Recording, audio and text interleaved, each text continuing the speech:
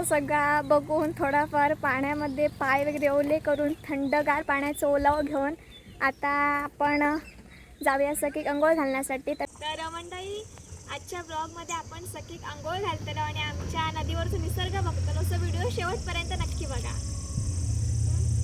नमस्कार मंडळी, जय शिवराय. सगळ्यांका शुभ संध्याकाळ. स्वागत असं तुमचं सगळ्यांचं आजच्या एका नवीन व्हिडिओमध्ये. तर मंडळी, बरेच दिवस झालेले असत आपण आपल्या नदीवरच्या परिसरात जाऊक नाही. सकीक पण उठला आज संध्याकाळच्या निसर्गाच्या संध्याकाळच्या परिसरात घेऊनच नदीवरच्या ठिकाणी फिरा काढण्यासाठी उन्हाळ आणि त्याची अंघोळ पण रवलेली. तर आज आपण सकीक अंघोळ पण घालतलो. तर नदीवर इल्या आमच्या गावातल्या. तर तुमका सगळ्यांना माहीत असताना ही आपली आमच्या फौजदारड्यातली नदी असा. ह्या पूल लागता मागे जो रस्तो गेलेला असा तो मंदिराकडे जाता आणि ह्या साईडीक रवली आहेत आमची घरा सगळ्यांची. तर हिसरसून आमच्या वाडीक सुरुवात होता. आमची वाडी असं फौजदारवाडी. तर चला मग या आजच्या या व्हिडिओमधनं आपण सकीचे अंघोळ आणि आमच्या नदीवरचं सुंदर असं संध्याकाळचं निसर्गरम्य वातावरणाचा आस्वाद घेऊया.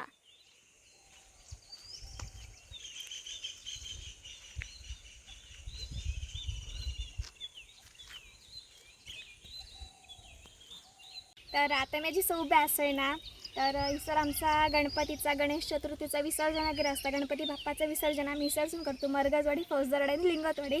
तर तुमका दाखवता. तर सध्या कसा चला बघूया आपण. उन्हाळ्याचे दिवस असल्यामुळे काय होतं माहिती आहे, नदीचं जर पाणी असं ना आता बहुतांश भागामध्ये खूप कमी होतं. त्यामुळे बंधारे वगैरे घालूचे लागतात दगडाचे. अजून तर आम्ही बंधारे वगैरे काय घालूक नाही, कारण की सध्या तर थोडाफार पाणी असता, कारण की सर गुरा वगैरे येतात, गुरांका तर पाणी लागता. तर चला मग बघूया. आणि माती इलेली असतात. आता पावसामध्ये जेव्हा पावसाचा मोठं पाऊस येतो ना, तेव्हा हिसरचं सगळं ह्या बुडान जातात. आणि बरीच वर्ष झालेली असतात मंडळी. ह्या जर तुमका झाड दिसताना ह्या कायमस्वरूपी तिसरच असतं, कारण की इतकं पाऊस येता, इतक्या वेगान उतारत्याचं पाणी असतं. पण त्या झाडाक अजून काहीही जाऊ नाही. झाड असा तर तसाच असं बरेच वर्ष झालेली असतात या झाडात.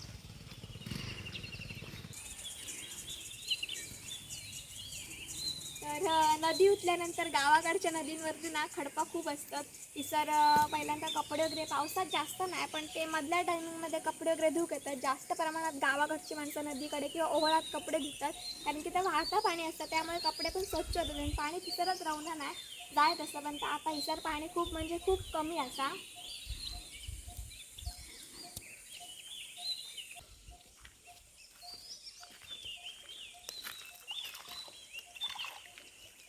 बारके बारके फाटका असत माशांची.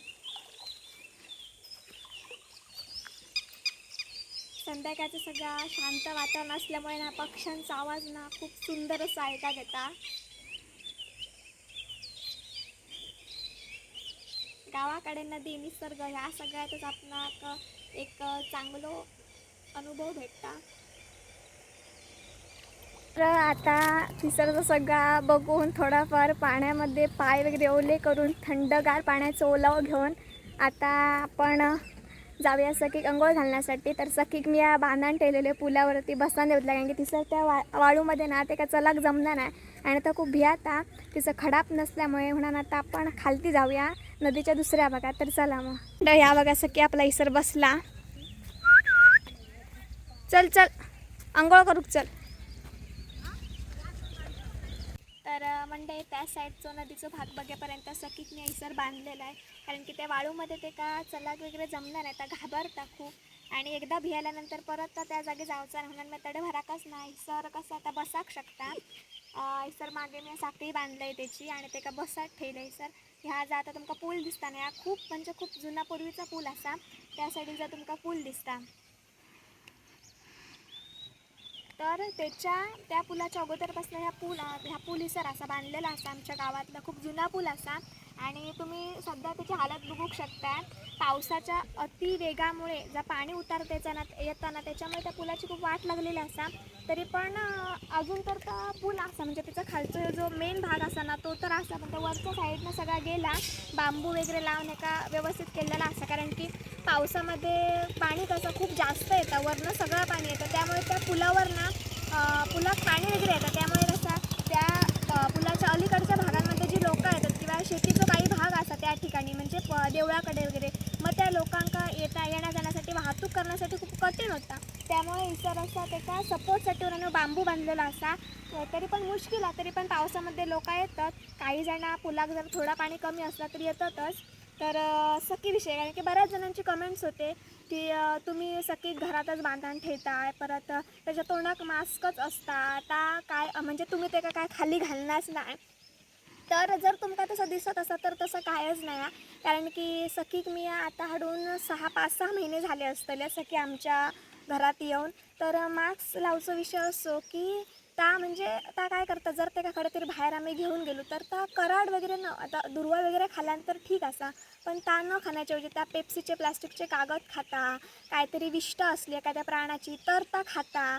आणि ऐकणं पण नाही, घरातलं थोडाफार जेवण आम्ही ते काय देतो, शक्यतो दही भात देतो ते का, किंवा उकडलेला अंडा देतो, मासे वगैरे असले तर कमी देतो, कारण की ते का हीट होतं. आणि मध्यंतर ना सकी त्याच्या हिसर मध्यंतर त्याच्या हिसरना व्रण कसा इल्लेला, म्हणजे हिसरचे केस गेलेले, तर ह्याचा ताच कारण होता की त्यांना चिकन वगैरे मध्यंतर आम्ही ते का खूप घातलेलो, तर त्या कारणामुळे ना ते काहीसं व्रण पण इल्लेला, पण ते आता बंद केलं. त्याचा पेडागिरी असा फूड असा डेली आम्ही ते का आता फूडच देतो, 3 टाईम तर जेता मध्ये कधीतरी काहीतरी खाल्यानंतर बिस्किटा शक्यतो आम्ही 3-4 महिन्यापर्यंत ते का नाही देऊ होतं. हल्ली पार्लेची बिस्किट वगैरे देतो, पण ती खूप कमी देतो.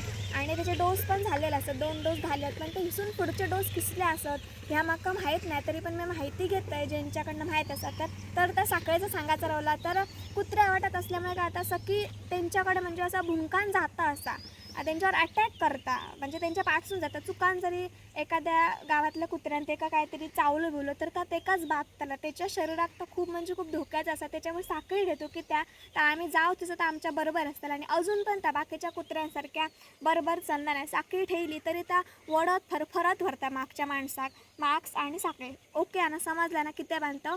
आणि गोंतो किंवा काका आमचं एक म्हणजे काहीतरी कापडाचा प्रकार असा, काय म्हणतात ते का बायू, मॅट असा. तर नवीन इल्लं त्या मॅट घातलं तर त्या मॅट त्या अंगाखाली घालून घेईना. परत आमचा कार्पेट होता, कार्पेट त्यानं अर्धा कुरतडून खळ्यातला कार्पेट त्यानं नाही नपट केला. मग कार्पेट आम्ही घालूक नाही, गोंतो घातलू तर गोंत्यावर बसा, पण त्या थंडीच्या दिवसात गोंत्यावर बसा. आता तो गोंतो अंगाखालती काय ठेवणार नाही, त्यामुळे आम्ही तर ठेवतो पण त्या सखी ठेवणार नाही. तर रात्रीचा झोपण्यासाठी आमच्या घरातच असता, दिवसभर बाहेर असता. कारण की कसं असतं माहिती आहे, एक वेळ आम्ही घरातली सगळी म्हणजे कसं असतं गावाकडे शक्यतो अशा प्रकारची कुत्री जी असतात ना ती खूप कमी पाळली जातात. त्यामुळे शक्यतो माणसाचा दृष्टिकोन काय असतं, अरे तर कुत्रा आणा, मग आता कुत्रा घराच्या बाहेर होया. पण तर तसं नाही, कारण की आमच्या आजी आजोबांचे जरासे तसे विचार असतात. पण असो, पण इतक्या पण नाही, आमचं सखीवर जास्त लक्ष असतं, त्या सगळं असतं. पण तुम्ही नक्की कमेंट करा की त्या बाहेरचं ह्या सगळा काय खाता, त्याच्यावरचं वॅक्सिन वगैरे असतात काय, कारण की माका माहिती नाही नक्की आवर्जून तुम्ही कमेंट करा. तर आता आपण पुलाकडनं इसरसून भरा आणि आम्ही तुमका नदीच्या दुसऱ्या साईडच्या भागावर घेऊन जात आहे. तिसर दाखवते कसं काय निसर्ग असा तो. आणि सखी अंघोळ पण घालूया आपण, तर चला मग.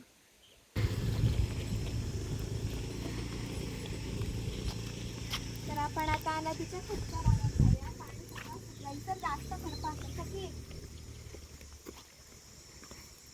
हा बघा, जर साखळी ना तर जर सखीसाठी अनोळखी जागा असली ना तरच त्या सोबत बरोबर चालतं, साखळी सोडून. नाही तर राहून नाही. नॉर्मल जर आपण रस्त्यावर आम्ही अशी चलत असलो ना तरी त्या एकदम साखळी वळून असा पुढे जातात, थांबणार नाही. त्याच्यामुळे त्याच्या इतर चामडे वगैरे लागतात, म्हणून साखळी धरून ठेवची लागतात.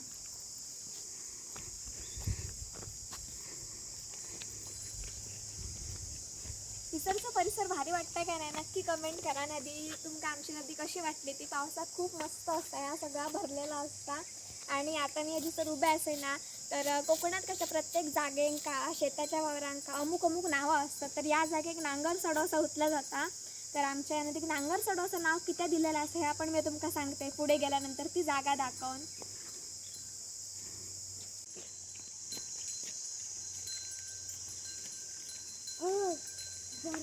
तर मंडळी नांगर सडोसा नाव किती दिलेलं असं माहीत आहे काय, कारण की ही जी मध्ये तुमका चर दिसता ना तिसर नारळी इतकी ना खोल असा, ह्याच्या पुढे पण असा, इतर थोडी कमी आहे पण ह्याच्या पुढे जास्त असता. या कारणामुळे का नांगर सडोसा उचलला जातं. आणि सडो म्हणजे हे गुन्हे दिसतात चौकूच्या आणि भागांमध्ये, तर या दगडांका सडोसा म्हणतात. त्यामुळे नांगर नारळ ज्या उंचीप्रमाणे जातली इतकी खोल असा, त्याच्या पुढे पण भरपूर असा आणि सडो असं, त्याच्यामुळे नांगर सडोसा उचलला जाता आहे का. तर सध्या साबण टाकते मी तुमका अंघोळीचं. सध्या उन्हाळ्याचं ते काय थंडगार वाटतं मस्त. तर मंडळी सखीचं साबण असा नोटिक्स. तर आता इसरच ते का गोळ घालतोय. पाणी इसर स्वच्छ दिसतं त्याच्यामुळे.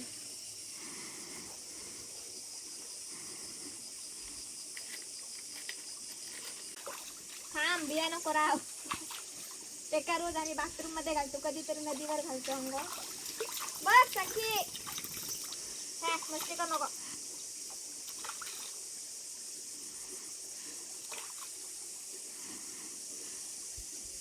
इसर कपडे वगैरे धुवून येणार नाही किंवा इसर बुरा पण येणार नाही. नाहीतर तुम्ही म्हणशात की बुरा वरच्या साईडला येतात आणि आम्ही खालच्या साईडला गेलो.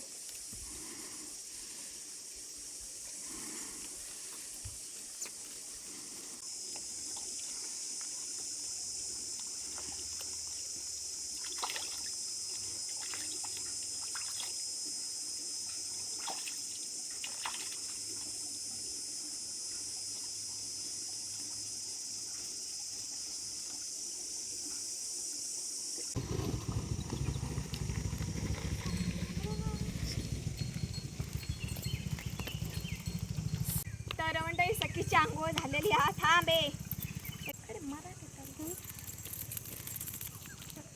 तर मंडळी सखीची आंघोळ झालेली आहे. थोडासा वाळला पण आता आम्ही घराकडे जात होतो कारण की संध्याकाळ झाली आहे. आता आम्ही इथून घरी जातो. तर मंडळी आत्ताच सखी घेऊन मी घराकडे येलं आहे. तर म्हणजे आजच्या व्हिडिओमध्ये इतक्याच नदी काठचं थोडंसं निसर्ग बघितलं, संध्याकाळ बघितलं आणि सखीची अंघोळ बघितलं.